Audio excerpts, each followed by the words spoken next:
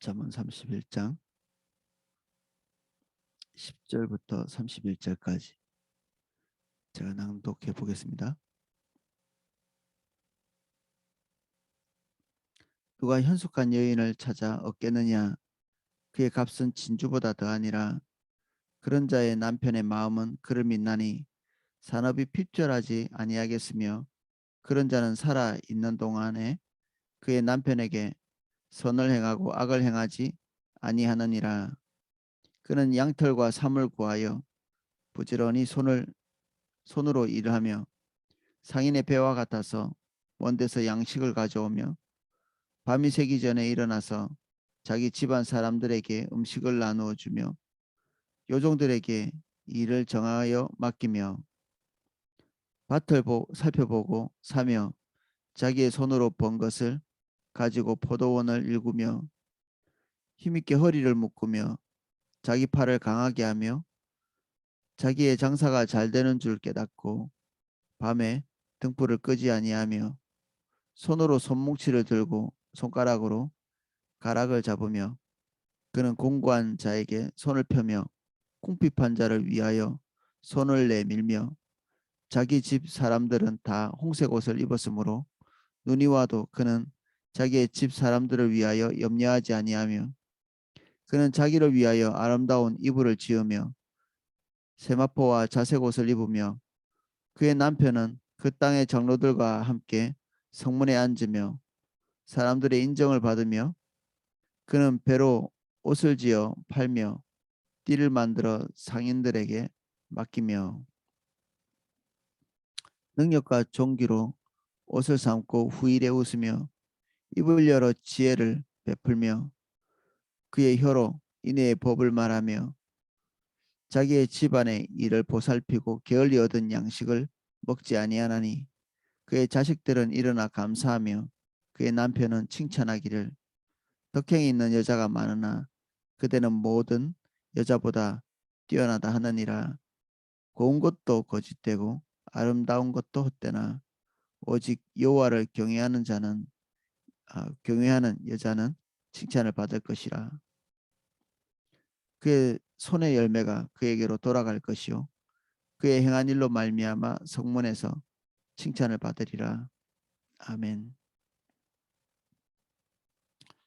조금씩 하다 보니까 어느덧 잠언 마지막 날이 됐네요. 예, 한 절씩 살펴보겠습니다. 누가 현숙한 여인을 찾아 얻겠느냐? 그의 값은 진주보다 더하니라. 현숙한 여인, 어, 여인의 어, 어떤 제일 큰 칭찬, 현숙함. 이 현숙한 여인을 찾아 얻겠느냐, 이 말은 반어법으로 찾을 수 없다는 말이기도 합니다. 지금 이후에 나오는 모든 말이 그 여성을 지칭하기도 하는데, 또 이 전체적으로 비유적으로 볼 때는 지혜를 여성으로 많이 이렇게 표현해 놨거든요. 지혜와 그 성령님이 주시는 그 은혜인 그 어, 은혜를 전체적으로 좀 여성적인 이미지로 이렇게 표현을 해놓은, 여성에게 직접적으로 말하는 것이기도 하면서도 동시에 이러한 특성을 가지고 있는 것이 지혜를 소유한 자의 특성이기도 한 거죠. 이후에 나올 모든 내용들이. 그래서 누가 이런 여성을 얻겠는가? 이게 남성 입장이죠. 남성 입장에서 이러한 종류의 아내를 얻게 되면 어, 그 사람 뭐 행운아처럼 이렇게 생각하는, 진주는 뭐 그 당시에 루비하고도 같은 단어인데 이런 종류의 그 희귀한 보석보다 더 값어치 있는 존재를 지금부터 이렇게 나열하는 것입니다. 이런 특징들을 가지고 있는 여성. 근데 이미지를 이렇게 보면 우리가 생각하고 있는 어떤 남자들이 좋아하는 여성적인 이미지하고 많이 다릅니다. 그 아가서에 나오는 그 여성에 대한 이미지는 좀 남성들이 이렇게 흠모하는 연애의 감정을 일으킬 만한 그런 이미지로 이렇게 표현해 놨는데, 여기에 여성은 남편도 나오고 그리고 자녀도 나오고 이렇게 하는 걸로 볼 때 결혼한 기혼 여성을 지칭하는 것 같죠. 우리가 아가서에서 보는 여성은 아주 미혼의 여성인 것 같고, 여기에 나오는 여성은 이제 기혼 여성, 어떤 이의 아내이기도 하고 또 어머니이기도 한 그런 사람입니다. 그런 자인 남편의 마음은 그를 믿나니 산업이 핍절하지 않겠으며, 그런 자는 살아있는 동안 그의 남편에게 선을 행하고 악을 행하지 아니하느니라. 이, 이 구절들 전반에 걸쳐서 남편이 잘 나오지 않습니다. 도대체 뭘 하고 있는지 어, 잘 나오지 않고, 뒤 끝에 보면 이 여성의 덕으로 성문 앞에 앉아서 재판을 하고 마을 일을 돌보는, 이 집안의 일들을 돌보는 게 아니라 마을 공동체의 일을 돌볼 수 있도록 거기에서 이제 한 자리 차지하는, 뒤에 것을 미리 말하자면 고대 사회에서 성문은 뭔가를 이렇게 재판하고 시시비비를 가리는 덕망 있는 사람들이 모여 있는 그 모임, 그 장로들의 모임, 그 모임이 항상 이게 성문 안에 있는. 그래서 이게 과거의 다큐 같은 것들 이렇게 보면 이렇게 마을의 노인들이 이렇게 성문 앞에 앉아가지고 이렇게 이런저런 얘기를 하고 있으면 시시비비를 가릴 때 그 노인들에게 가서 자기 이야기를 이렇게 하고, 물건을 사고 팔 때도 그 앞에 가서 증인이 되어주는, 그 앞에서 이렇게 사고 팔기도 하고, 계약을 맺을 때도 그 앞에서 사고 팔고 하는 그런 장면들을 보는데, 이렇게 성문 앞에서 무슨 집이 있고 이런 게 아니라 그냥 정자 밑에 앉아 있는 할아버지들처럼 이렇게 쭉 앉아가지고 소일거리 비슷하게 이렇게 하는 거죠. 이 여인의 그 많은 활동을 통해서 이 남편이 그 마을에 가서 어떤 지위를 차지하면서 그 마을의 일을 하고 존경을 받고 하는, 아내의 덕을 보는 남편의 모습처럼 남편이 어떠한 삶을 사는가, 이런 것들은 여기 조금 나오고 나머지는 아내의 역할로 이렇게 쭉 다 나오고 있죠.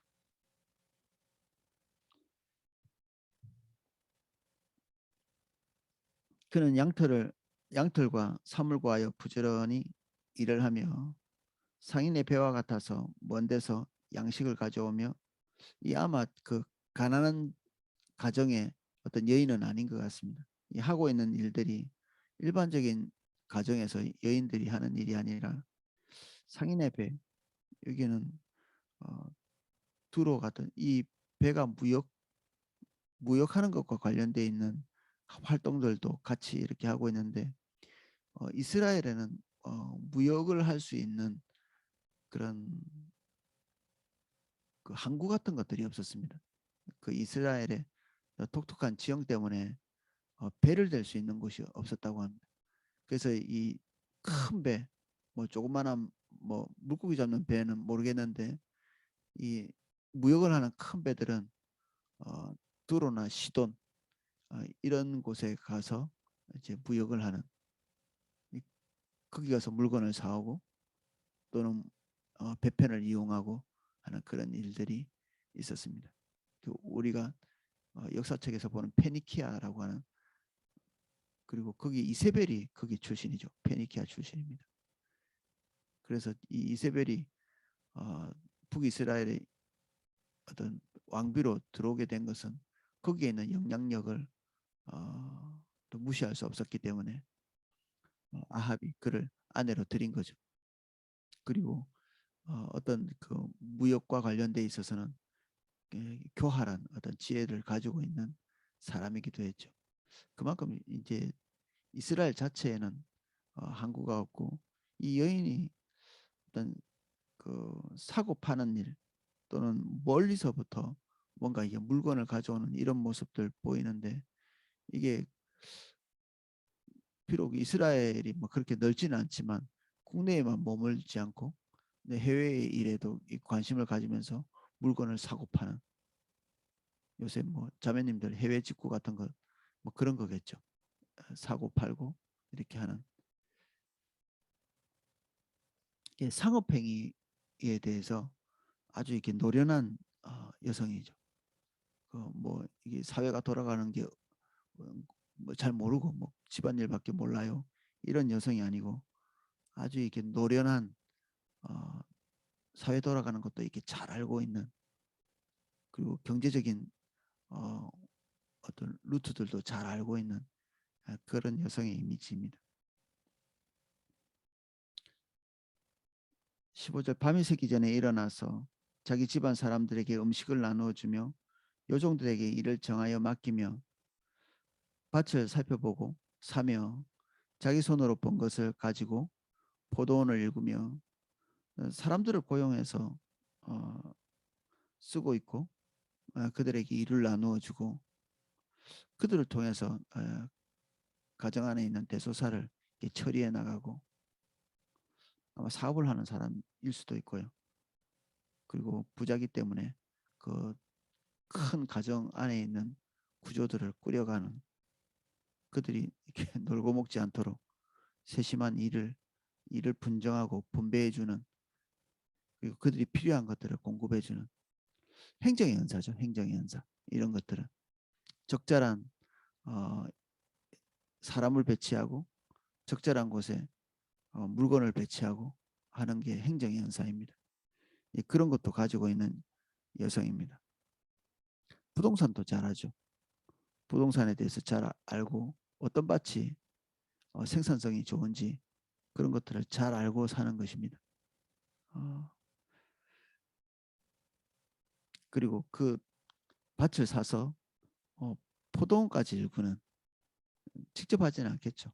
뭐 여러 일꾼들을 고용해서 포도원을 일구는, 힘있게 허리를 묶으며 자기 팔을 강하게 하며, 힘있게 허리를 묶는다, 자기의 팔을 강하게 한다. 이거 보통 남자들에게 쓰는 표현이기도 하거든요. 전쟁에 나가는 용감한 용사 같은 이 말은 또 한면에서는 지금까지 이렇게 표현해 놨던 모든 것들, 그리고 뒤에 나오는 수고들이 수동적으로 되어지는 게 아니라 능동적으로 하고 있는 행동들입니다. 자기 팔을 강하게 한다. 이게 대단한 능동성을 얘기하는 거죠. 그래서 자기가 자원해서 또 이런 것들을 즐거워하면서 하는 그런 모습을 보여주는 것입니다. 그리고 유약한 이런 느낌이 없죠. 이 여성의 힘있게 허리를 묶는다. 이게 또 어떤 의미인지 정확하게 잘 모르지만 우리가 앞뒤 문맥을 볼 때는 그냥 자기를 우아하게만 꾸미고, 그리고 게으르게 어떤 소비 형태의 삶을 사는 그러한 사람이 아니라 자기 몸으로 노동을 하고 일을 하고, 그리고 그 앞에 나온 거 땅을 사고 농사를 짓고 상업 행위를 하고, 이 모든 것들을 능동적으로 해가는 그런 여성의 모습입니다. 자기의 장사가 잘 되는 줄 깨닫고 밤에 등불을 끄지 아니하며, 과거의 사람들은 등불 같은 것들 이렇게 오래 켤 수 없었다고 합니다. 가난하기 때문에 그렇겠죠, 일반인들은. 그런데 밤에 등불을 끄지 않고 밤에도 이렇게 애쓰는 엄청난 활력이 있는 그런 사람이죠. 그런 공고한 자에게 손을 펴며 궁핍한 자를 위하여 손을 내밀며, 그 위에 있는 자는 손뭉치를 들고 손가락으로 가락을 잡는다. 이게 필요한 천을 얻기 위해서 과거는 수공업에 의존했잖아요. 그러니까 이 천 자체가 굉장히 귀한 것이고 이 일을 해야만 자기 가족들이 옷을 지어서 입을 수 있는데, 이런 일들도 신경을 쓰면서 부단히 하는 거죠.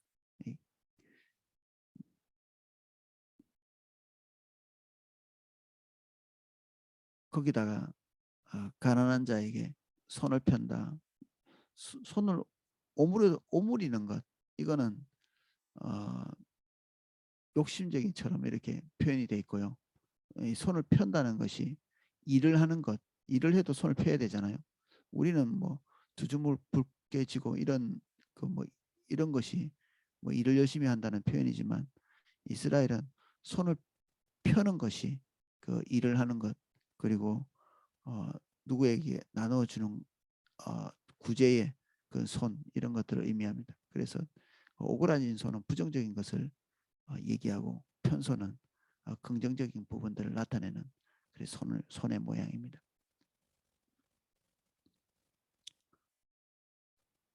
자기 집 사람들은 다 홍색 옷을 입었으므로 눈이 와도 그는 자기 집 사람을 위하여 염려하지 아니하며 늘 똑같은 그 위험, 그 위험이 올 때마다 어, 어려움을 겪는 사람들이 있습니다. 겨울이 올 때마다 추위를 걱정하면 어, 이게 뭐 자연스러운 일일 수도 있는데 직장 같은 데도 해마다 닥치는 어려움이 있습니다. 해마다 닥치는 규칙적으로 반복해서 찾아오는 어려움. 뭐 그 농사 짓는 사람들이 어, 이 보릿고개처럼 딱 그 시기가 되면 항상 이제 고통스럽게 시간을 지나가야 되는 늘 위기가 닥치는 그렇게 하는 사람은 그것을 계속해서 방치해서 위험이 올 때 항상 당황하는 사람은 미련한 사람이죠. 그것이 닥쳐올 거라는 사실을 한두 번 이렇게 경험하면 아는 것이잖아요. 겨울이 뭐 해마다 닥치죠. 근데 그 닥쳐오는 위기를 능동적으로 잘 대비했기 때문에 더 이상 그 위기가 아닌 거죠. 루틴이 되는 것입니다. 그래서 두 번, 세 번 반복해서 닥쳐오는 위험, 위기 이것들이 더 이상 반복되지 않도록 이렇게 막아내는 지혜. 그 똑같은 상황은 계속 오지만 이미 대비가 되어 있기 때문에 아무 두려움이 없는 그냥 그 때가 돼서 찾아오는 어떤 루틴에 불과한 것이 되죠. 직장도 그렇고 가정도 그렇고 환란은 항상 찾아오지만 대비가 돼 있으면 그 환란이 더 이상 환란이 아니죠. 겨울은 더 이상 겨울이 아니고 그래서 염려로 점철된 삶을 살지 않는 이 여인의 지혜입니다. 이러면 어떻게 할까 저러면 어떻게 할까가 아니라 그 닥쳐올 것에 대해서 미리 생각하고 대비해서 그 환란이 아니게 만드는 그래서 염려를 내려놓는 그래서 한면에서는 염려는 게으름의 산물일 수도 있습니다. 미련함의 산물일 수 있고 그래서 염려를 계속 달고 사는 사람이 있는데 미래에 대한 현명한 대처를 하지 못하고 있는 사람일 수도 있죠.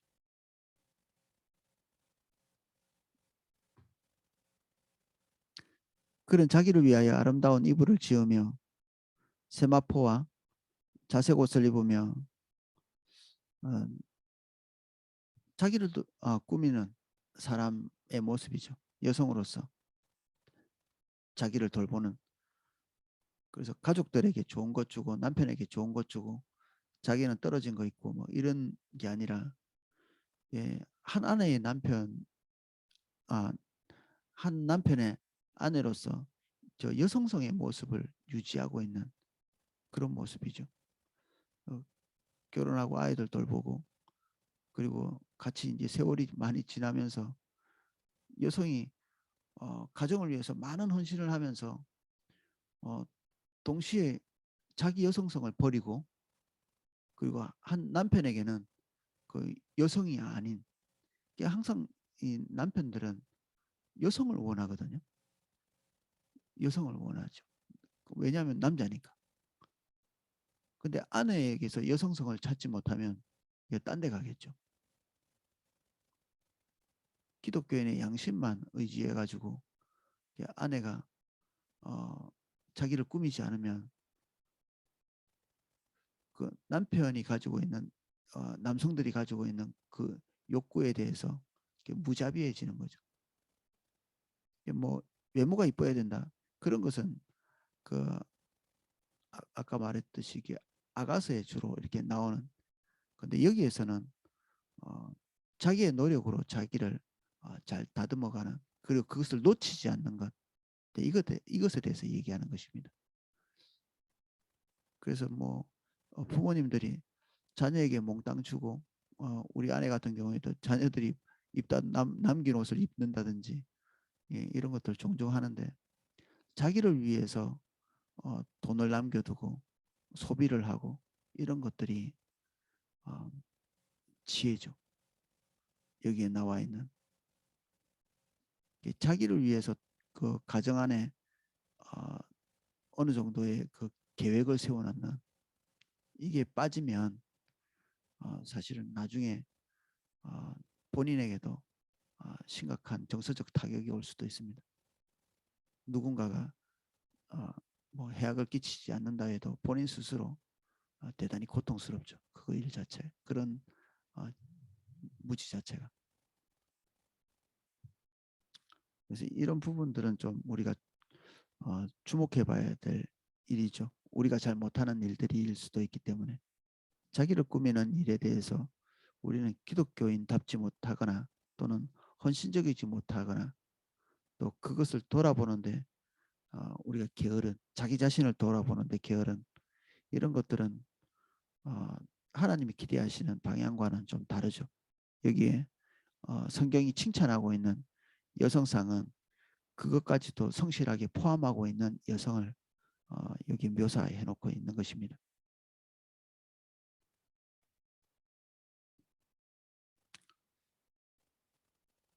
그의 남편은 그 땅의 장로들과 함께 성문에 앉으며 사람들의 인정을 받으며 다 여성으로 말미암는 거죠.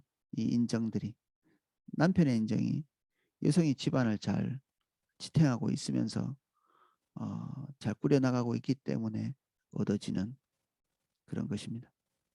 그는 배로 옷을 지어 팔며 띠를 만들어 상인들에게 맡기며 이 띠는 좀 고급진 어떤 어떤 그 액세서리 같은 것들이라고 볼 수 있습니다. 옷은 생존을 위해서 꼭 필요한 것이고 띠도 필요한데 띠는 약간의 어떤 사치성인 그런 것도 포함하고 있습니다. 그래서 금실이나 뭐 이런 고급진 재료로 무늬를 넣기도 하고 그랬다고 합니다. 이런 것들을 만들어서 상인들에게 맡겼다. 무역을 하는 거죠. 그래서 수입을 더 확장하는 그런 여인의 모습입니다. 능력과 종기로 옷을 삼고 후일에 웃으며 능력, 종기 이게 좀 여성에게 붙여진 경우가 잘 없는데 여기에 딱 이게 여성에게 이런 이미지가 붙여져 있죠. 이 아까도 말씀드렸다시피 이거 전체가 여성에게만 해당된다. 그렇게 꼭 보지 않아도 될 만한 것들이죠. 지혜가 와서 안착해 있는 가정의 남성, 여성 이런 특징들을 가질 수 있거든요. 후일을 웃는다. 아까 말했던 것과 비슷한데 반복되는 고통을 지혜로 미연에 방지하고 그리고 앞으로 올 선한 결과를 지금 만들어 놓고 있기 때문에 미래를 낙관적으로 볼 수 있는 거죠. 불안하지 않고 시간이 지나면 재앙이 찾아오도록 오늘을 꾸려놓는 사람도 있죠. 그런데 시간만 지나면 미래에 선한 것이 오도록 오늘을 다듬어 놓는 사람이 있습니다. 후자가 돼야 되겠죠, 당연히.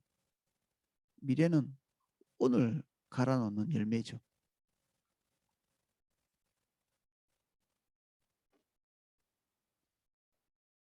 입을 열어 지혜를 베풀며 그의 혀로 인애의 법을 말하며 하나님께서 주신 지혜를 또 담아놓고 있고 그의 두뇌가 하나님의 법을 붙들고 있는 것을 볼 수 있습니다. 자기 집안에 집안일을 보살피고 게을리 얻은 양식 이 게으름의 떡이라는 어, 문장인데 게으름의 떡 나쁜 것이죠. 불로소득 같은 거 그런 것들을 거둬들이지 않는 음, 먹지 않으니 그의 자식들은 일어나 감사하며 그의 남편은 칭찬하기를 덕행 있는 여자가 많으나 그때는 모든 여자보다 뛰어나다 하느니라. 우리는 이제 가정 외부에서 우리가 어떤 평판을 받고 있는가 신경을 많이 쓰죠. 근데 여기에 표현되어 있는 것은 가정 안에서 남편과 어, 자식들이 나를 어떻게 평가하고 있는가, 그걸 얘기하고 있습니다.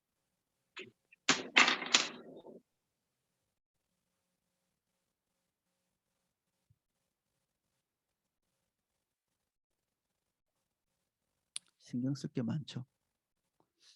어, 자녀들이 나에 대해서 어, 어떤 이미지를 가지고 있는가, 이거를 무시하기 어렵죠.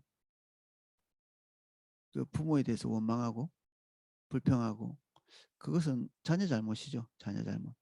근데 동시에 왜 그런 얘기를 계속 하고 있지? 나에 대해서 왜 불평과 불만이 많지? 이제 들어볼 필요가 있죠. 무엇을 도대체 얘기하고 있는가? 얼마 전에 저희 자녀 중에 하나가 집에 있으면 행복하지 않다고 이렇게 얘기하더라고요. 제가 유심히 들었습니다. 행복하지 않다고? 그러면 큰일인데 어떻게 하면 행복해지겠냐? 이렇게 하면서 얘기를 이렇게 하면서 좀 해결책을 찾기도 하고 그랬습니다. 뭐 그 뒤로 뭐 불만이 많이 수그러든 것 같고, 그런데 아, 아이들이 말하는 불평 불만에 대해서 습관성이라면 이제 교정을 해줘야 될 텐데, 그 하는 말이 무슨 내용인지는 우리가 좀 귀담아 들을 필요는 있겠죠.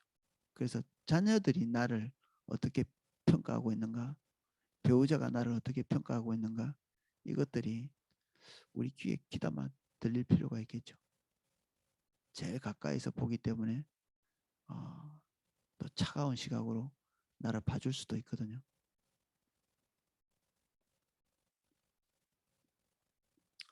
고운 것도 거짓되고 아름다운 것도 헛되나 오직 여호와를 경외하는 자는 칭찬받을 것이라. 그의 손의 열매가 그에게로 돌아갈 것이요 그의 행한 일로 말미암아 성문에서 칭찬을 받으리라. 이게 뭐 결론이죠. 여호와를 경외하는 여자의 특징이 우리가 앞에서 쭉 나열한 것들입니다. 그 포도나무 교회 그 수년 전의 일입니다. 그 매일 그 철야기도 가기 때문에 포도나무 교회 오시고 나서 제일 충격적인 변화가 김치를 담은 일이었다고. 가족들이 깜짝 놀라는, 한 거의 10년 이상을 어떤 교회 그 좀 이렇게 문제가 있는 교회에 다니시면서 김치를 담아 본 일이 없는, 이 가족들이 필요한 것들을 제대로 채우지 않고 종교적인 일에 매진하고 있는 뭐 이런 일들이 어, 지금 성경에서 표현하고 있는 것대로 이렇게 보자면 하나님을 경외하지 않는 특징이죠. 하나님을 경외하기 때문에 집안의 필요를 채우지, 기본적인 필요를 채우지 않는 것이 아니라 하나님을 경외하기 때문에 집안을 꾸려가는, 집안의 필요를 채우는 이런 일에 능동적인, 우리가 잠언을 이렇게 보고 이렇게 살펴보면서 저도 적지 않은 충격을 좀 받았고요. 그리고 많은 분들이 그런 피드백을 주고 계시는데, 이 우리의 종교성이 어, 우리의 삶을 어떻게 지탱하게 만드는가, 우리의 종교성이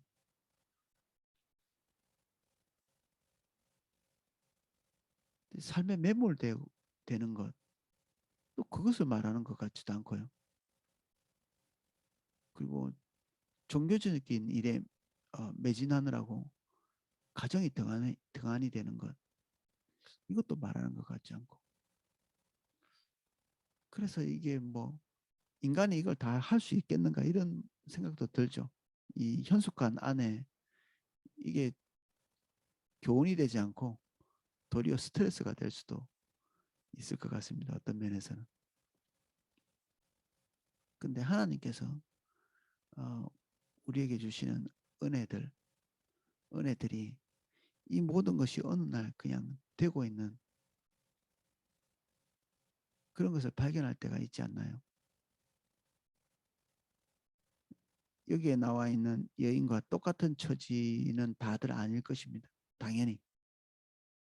근데 여기에 나와 있는 이미지와 그리고 방향성, 경향성 이런 것들을 어, 모든 분들이 다 습득해야 될 필요가 있겠죠. 어, 직관적으로는 여성이지만 남성도 어떤 위치에서는 이 여성의 그 기능처럼 직장에서 이런 일을 해야 될 수도 있고요. 가정에서도 당연히 이런 책임들을 가지고 활동해야 될 필요가 있습니다.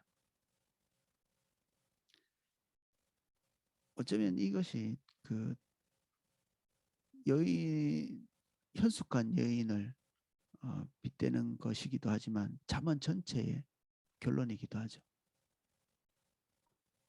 잠언을 잘 습득하고 그리고 체화시킨 사람, 성령님의 인도를 받는 사람, 하나님께서 지혜를 부어주신 사람, 지혜가 그 삶에 와서 안착해 있는 사람의 특성이기도 합니다. 예, 여기에 나와 있는 여성, 현숙한 여성의 특성이 믿는 자의 특성이기도 하죠. 우리는 또 다 그리스도의 신부라고 우리가 표현하잖아요. 남성이나 여성이나. 또한 교회의 모습이기도 하고. 이걸 보면은 우리 완전한 진리에서 보는 것처럼 그 이층 구조, 천상의 세계와 그리고 세속적인 세계를 분리해서 세속적인 세계는 될 수 있는 대로 영향력을 행사하지 않고 어떤 영적인 일에만 매진하는 이런 것들이 들어설 자리가 없죠. 우리가 잠언을 읽으면 이 땅의 일을 통치해 나가는 것이 얼마나 중요한지 너무 자세히 드러내고 있기 때문에 땅의 일이 그 하나님의 일이 아니라고 치부할 수 있는 어떤 근거가 하나도 없는 것입니다. 오늘 잠언 마지막까지 살펴봤습니다. 아마 다음 본문은 신명기가 될 것 같습니다. 예, 잠언도 하나님의 지혜이지만 그 원천적으로는 다 신명기로부터 이렇게 출발한 거라고 볼 수 있거든요. 잠언도 잠언의 근간이 되기도 하고 그리고 성경 전체에 어떻게 보면 근간이 되기도 하는 본문이 신명기입니다. 하나님의 의중, 의도 그리고 하나님의 관심사 이 모든 것들이 집약되어 있는 곳이 신명기이기 때문에 어떤 성도님의 그 요청도 있고 해서 신명기를 새벽마다 살펴볼 수 있도록 하겠습니다. 예, 기도하겠습니다.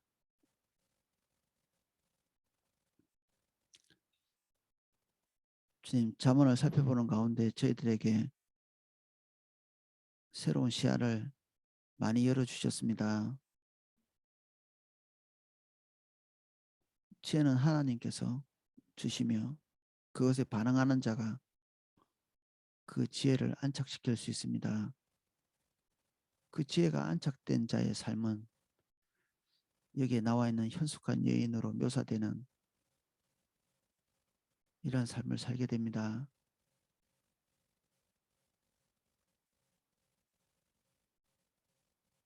우리의 몸이, 우리의 마음이, 우리의 정서가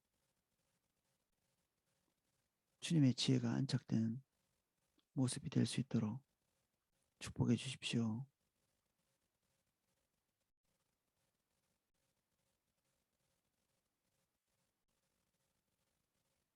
잠언을 이해할 수 있는 기회를 주셔서 감사합니다.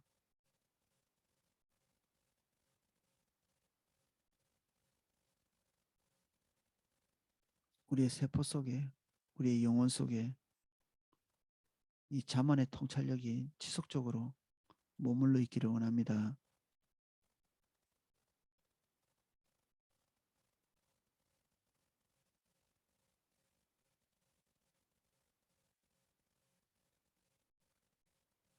잠언의 저자이신 성령님, 우리 안에 내주하셔서 이 잠언의 가치를 따라 결정하고 생각하고 행동할 수 있게 매일매일 저희를 가르쳐 주시옵소서.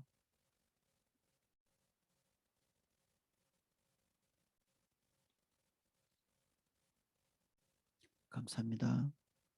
예수님 이름으로 기도합니다. 아멘. 예, 제가 기도하고 큐티하실 수 있도록